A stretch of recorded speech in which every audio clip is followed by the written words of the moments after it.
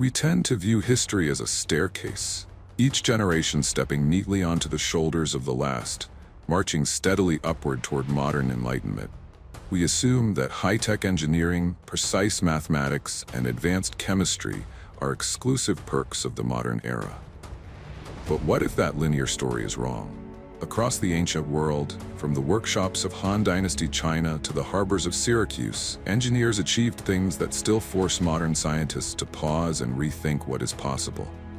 Yet the real mystery isn't whether they built incredible machines, it's how they did it, and why so many of these breakthroughs vanished into the mist of time. Today, we aren't looking for alien intervention or lost myths. We are looking at human ingenuity at its rawest. Ancient engineers achieved extraordinary things, but how much do we really understand?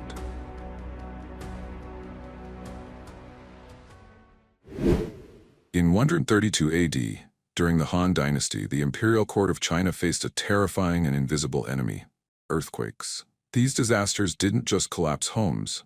They ruptured trade routes, destabilized provinces, and terrified populations who viewed them as cosmic warnings of imperial disfavor.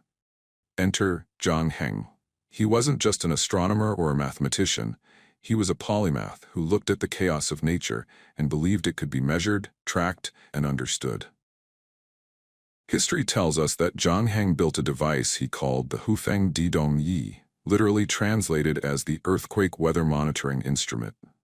According to official imperial records, in the year 138, this bronze vessel did something that stunned the capital. One of its 8 bronze dragon heads dropped a ball into the mouth of a bronze toad below, signaling an earthquake. The court officials were skeptical. There was no tremor felt in Luoyang. Days later, a messenger arrived from the west, reporting a massive earthquake hundreds of kilometers away in Longxi. The machine had predicted, or rather detected, a disaster long before the shockwaves could be felt by human feet. But here is where the modern scientific debate truly begins. How did it work? The historical texts are frustratingly brief, leaving modern engineers and physicists to reverse engineer a ghost. We know it was a massive bronze vessel, roughly 6 feet in diameter, adorned with dragons facing the 8 cardinal points. Inside, Heng used a central mechanism, most likely a heavy pendulum of inertia.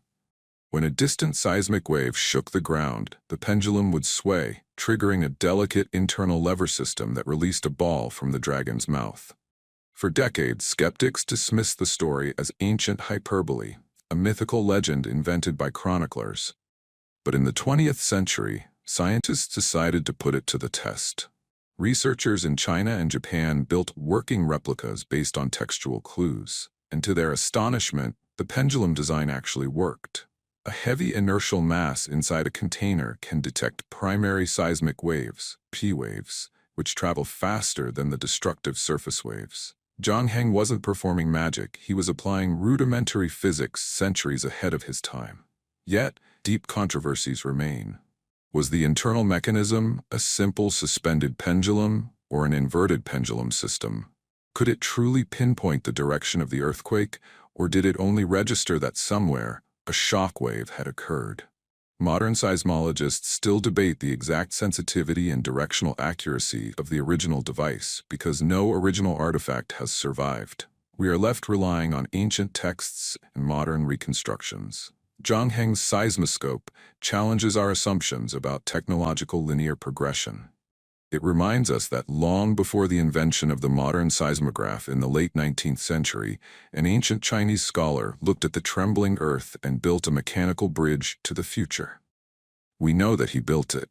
We even understand the general physics of how it worked. But the exact blueprint of its genius? That remains locked behind the veil of time. In the 3rd century BC, the ancient Greek city of Syracuse found itself in the crosshairs of an unstoppable superpower. The Roman Republic, fresh off crushing victories, had sent a massive naval and land invasion force to conquer the Sicilian city. By all metrics, Syracuse should have fallen in a matter of weeks. Instead, they ran into a single brilliant mind: Archimedes. History remembers Archimedes for shouting "Eureka" in his bath. But in his final years, he turned his profound understanding of geometry and mechanics into brutal instruments of war. Among his most terrifying inventions was a legendary naval defense system that Roman chroniclers would later call the Iron Claw, or Manus Feria. According to ancient historians like Polybius and Livy, when Roman warships attempted to sail close to the city walls to land troops, monstrous crane-like arms swung out from the fortifications. A massive grappling hook, suspended from chains, would catch the bow of a warship. Then, through a system of heavy counterweights and pulleys, the device would lift the front of the ship entirely out of the water, tilt it upright, and drop it back down, capsizing the vessel or smashing it against the rocky shorelines. For generations, modern historians dismissed this as wartime exaggeration, the kind of mythical embellishment ancient writers loved to add to epic battles. A mechanical crane capable of lifting a multi-ton warship out of the sea? It sounded like a fantasy straight out of Greek mythology. But physics doesn't care about skepticism. In recent decades, modern engineers and documentary filmmakers decided to test the limits of Hellenistic technology. Using only materials, ropes, and mechanical principles available to the ancient Greeks, teams built full-scale replicas of the claw. And what they discovered stunned the engineering community. The mathematics and physics behind the lever and pulley system actually work. Archimedes didn't need modern steel or hydraulic pumps. He understood the mechanical advantage of compound pulleys and counterbalances. By applying a relatively small amount of force at the lever's base, an operator could exert immense lifting power at the end of a long boom. Yet, deep controversies remain. While the physics are entirely plausible, practical questions persist. How stable was the stone wall supporting such a massive cantilevered arm? Could a ship's crew cut the rope before it lifted? And most importantly, did it operate as a dynamic anti-ship weapon that actively yanked ships into the air? Or was it a stationary snagging device designed simply to disrupt enemy formations as they crashed against the rocks? The Romans eventually breached Syracuse in 212 BC, largely through a tactical surprise during a religious festival, not by breaking Archimedes' defenses. The legendary mathematician was killed by a Roman soldier during the chaos, reportedly telling him not to disturb his circles. Archimedes' Claw stands as a monument to ancient engineering brilliance.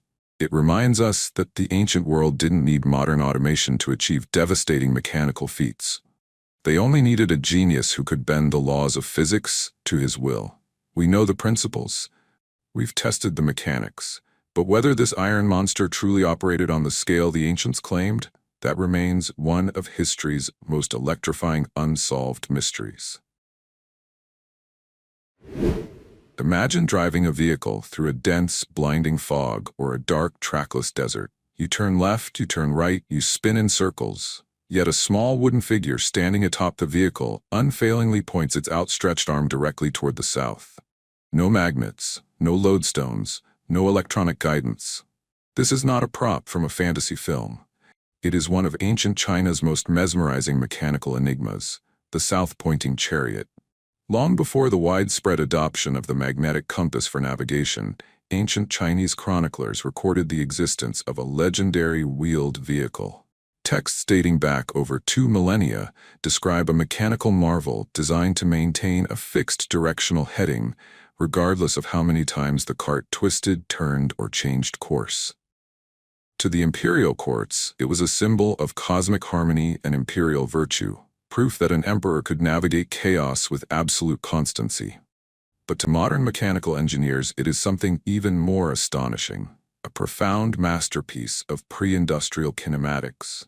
How does a machine know which way is south without sensing a magnetic field? The secret lies hidden not in magic, but in pure geometry and a complex internal arrangement of interlocking gears. Unlike a compass, which reacts to external forces, the South-Pointing Chariot operates on relative motion. As the cart moves forward, any turn made by the wheels creates a difference in rotation speed between the left and right sides.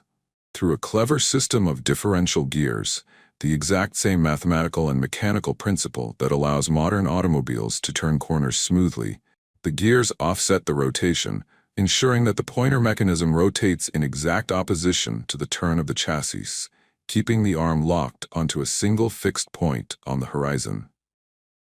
Yet, the historical reality is wrapped in fierce debate.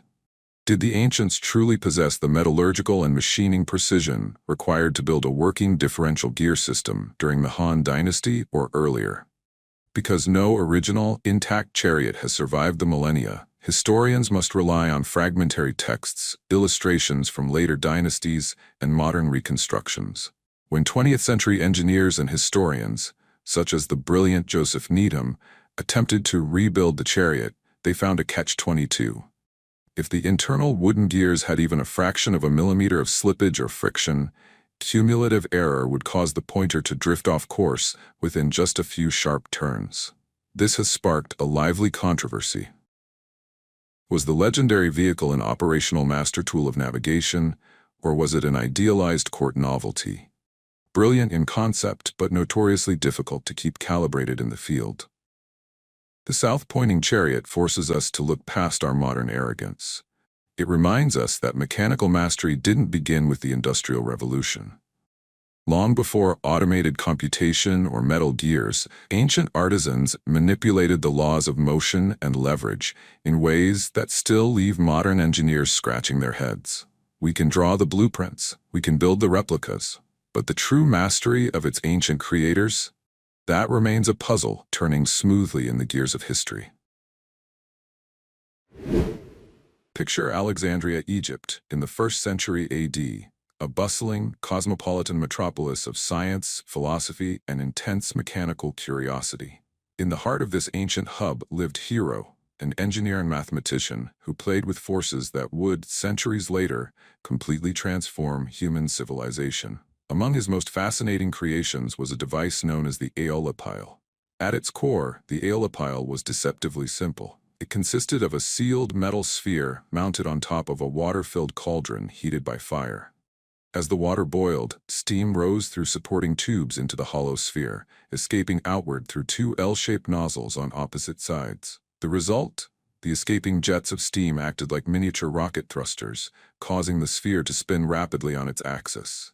It was, by every definition, the world's first recorded steam turbine. But here's where the story takes a baffling turn. If Hero had effectively harnessed steam power, why didn't the ancient world spark an industrial revolution in the 1st century? Why did the steam engine sit idle as a mechanical novelty for nearly 1,700 years before James Watt reinvented it in the 18th century? For generations, popular history blamed a lack of imagination. Critics argued that the ancients were simply too blind to see the practical utility of their own inventions. But modern historians and economic sociologists suggest a far more rational and complex reality. The ancient Greco-Roman world operated on an economy deeply reliant on slave labor. There was little to no economic incentive to automate heavy labor or invent fuel-efficient mass production when human and animal labor was abundant and cheap. Furthermore, ancient metallurgy lacked the high tensile strength and precision-molded metals required to build boilers capable of withstanding the immense pressures needed to do heavy work. If you tried to scale up Hero's thin bronze sphere to lift heavy loads, it wouldn't power a locomotive. It would explode like a bomb. This creates a profound shift in how we view ancient technology. The Aeolipile wasn't a missed opportunity born of ignorance. It was a brilliant proof of concept constrained by the economic, social, and material realities of its time. Hero didn't write about his turbine as a factory machine. He framed it as a wonder for temple doors, a theatrical trick to astonish worshippers by making statues appear to move using breath and steam. To the ancient mind, it was magic made mechanical. Hero's Aeolipile challenges our linear view of history. It proves that technological progress is never a straight line. Sometimes, the future is invented centuries too early, not because people lacked the genius to build it, but because the world around them wasn't yet ready to run on steam. To modern metallurgists, zinc is a notoriously stubborn metal. Long before it was ever isolated as a pure element in the West, European alchemists and miners struggled with a massive chemical paradox. You see, zinc melts at a relatively low temperature, but its boiling point is even lower. The moment you heat zinc ore hot enough to extract the metal, it vaporizes into a gas and simply escapes into the thin air, oxidizing instantly and vanishing before you can catch it. For centuries, Western science considered industrial-scale zinc production virtually impossible. Yet, deep in the Aeolipile hills of Rajasthan, India, at an ancient mining complex called Zawar, history tells a completely different story. Archaeological excavations at Zawar have revealed something astonishing. A massive, highly sophisticated industrial smelting operation that dates back to the 12th century AD. This wasn't just a small-scale laboratory experiment by curious artisans. This was a sprawling, mass-production metallurgical factory, churning out hundreds of tons of pure zinc centuries before Europe figured out how to do it. How did Indian metallurgists solve a chemical puzzle that baffled the rest of the world? The secret lay in an ingenious, counterintuitive chemical engineering technique known as downward distillation. While most traditional smelting furnaces forced vapors upward, the ancient craftsmen at Zawar flipped the entire process on its head. They designed a specialized, multi-tiered retort system, essentially a stack of heavy terracotta vessels packed with zinc ore, charcoal, and reducing agents, sealed tightly at the top and heated from above. As the intense heat broke down the ore, the zinc turned into gas. But instead of escaping upward, the vapor was forced downward through a central pipe into a cooler collection chamber beneath, where it condensed back into pure liquid zinc. It was a masterpiece of empirical chemical engineering, executed centuries before the birth of modern chemistry. But here's where the historical mystery deepens. How did ancient miners stumble upon this precise thermodynamic reaction without modern thermometers, periodic tables, or quantitative chemical analysis? Generations of trial and error, passed down through secretive guilds of master metalworkers, created an empirical science that rivaled modern theory. They didn't need to know the molecular atomic weight of zinc. They understood its behavior through deep observation and master craftsmanship. When European travelers and traders first encountered high-grade Indian zinc in the late Middle Ages, they were baffled by its purity. Yet, despite its massive industrial output, the technology remained tightly guarded, and the techniques eventually fell silent, swallowed by the sands of time as trade routes shifted and empires changed hands. Ancient Indian zinc challenges our modern bias that advanced chemistry is a strictly post-Enlightenment European invention. It proves that centuries before Western laboratories opened their doors, master metallurgists in Rajasthan were already bending the laws of thermodynamics to their will. We can study their retorts, we can replicate their chemistry, but the sheer depth of empirical genius required to master the invisible vapor of metal, that remains one of history's most brilliant, understated triumphs. Deep in the heart of the Mesoamerican jungle, swallowed by centuries of tangled vines and limestone ruins, lies one of the greatest color mysteries in human history. It is a shade of turquoise so brilliant, so vibrant, and so hauntingly deep that it seems to capture the very soul of the Caribbean sky and tropical waters. It is known to modern science as Maya blue. When archaeologists first excavated ancient Maya sites, temples, and sacrificial cenotes, they were struck by an astonishing anomaly. While almost every other organic pigment used by ancient civilizations had oxidized, faded, or decomposed over hundreds of years in the humid tropical climate, Maya blue remained completely untarnished. It survived centuries of torrential rain, harsh sunlight, fungal decay, and even chemical solvents that would instantly destroy modern industrial paints. To the Maya, this wasn't just a color. It was sacred. It was the shade of the rain god chalk, painted on ceremonial pottery, sacred murals, and even smeared onto human victims before ritual offerings. But for decades, modern chemists were completely baffled. How did a pre-industrial civilization create a pigment that possessed chemical durability surpassing modern synthetic dyes? What was their secret recipe? When scientists finally placed fragments of Maya blue under advanced electron microscopes and X-ray spectrometers, they uncovered a chemical marvel that shocked the scientific community. Maya blue is not a traditional dye or a simple paint mixture. It is a complex, synthetic hybrid material, a nanocomposite created centuries before nanotechnology even existed. The recipe itself sounds almost like an alchemist's spell.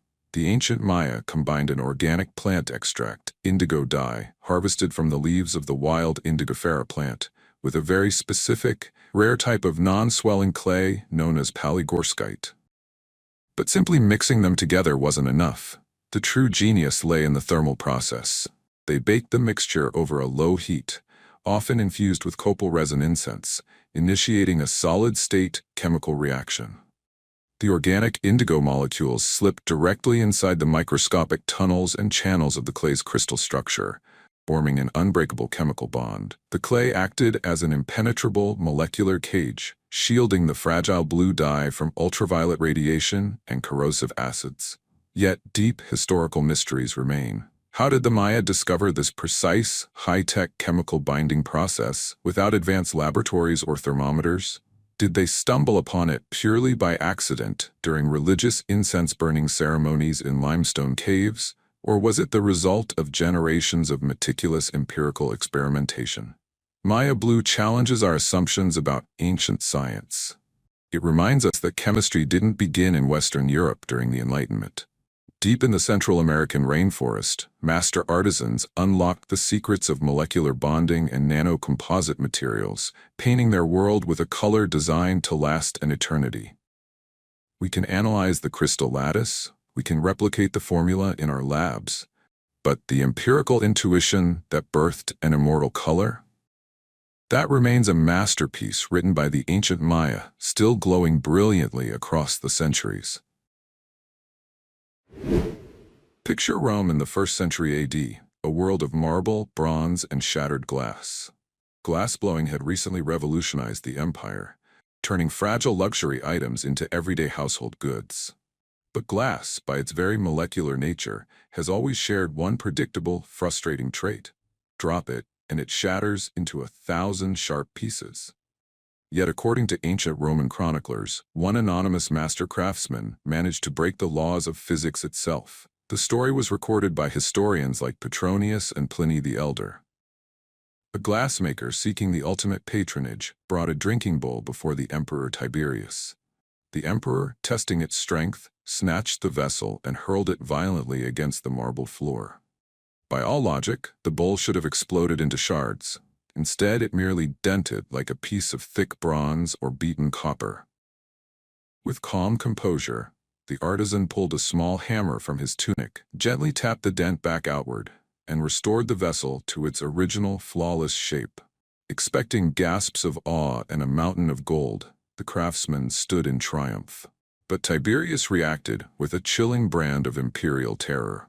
He leaned forward and asked the glassmaker a single question. Does anyone else know the secret of making this flexible glass?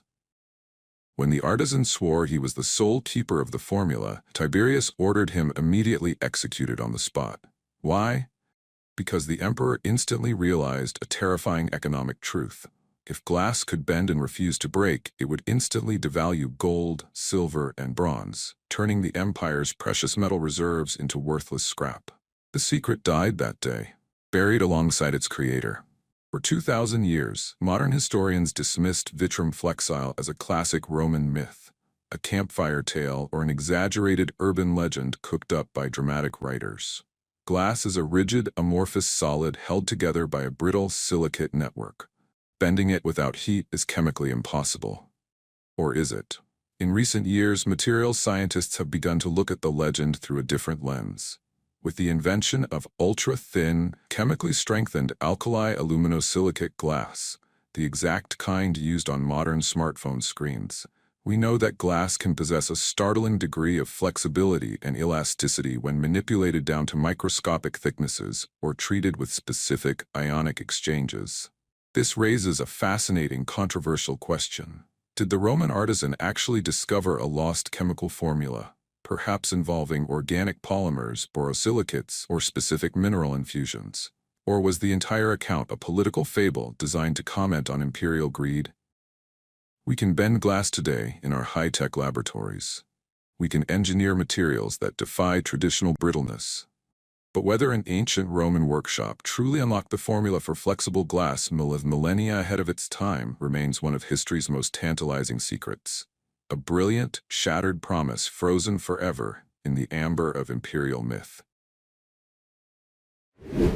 From bronze dragons detecting earthquakes miles away, to nanocomposite pigments that defy centuries of decay, these 7 achievements reveal a profound truth. Human ingenuity is not a modern invention.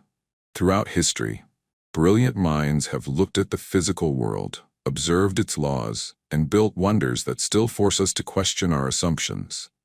Ancient engineers didn't need mystical technology or lost super-civilizations to achieve the extraordinary. Their power lay in relentless observation, trial, and deep empirical science. So how much do we really understand about the ancient world? Perhaps not as much as we think. And maybe that is the greatest discovery of all. The past isn't a finished chapter. It's an ongoing conversation.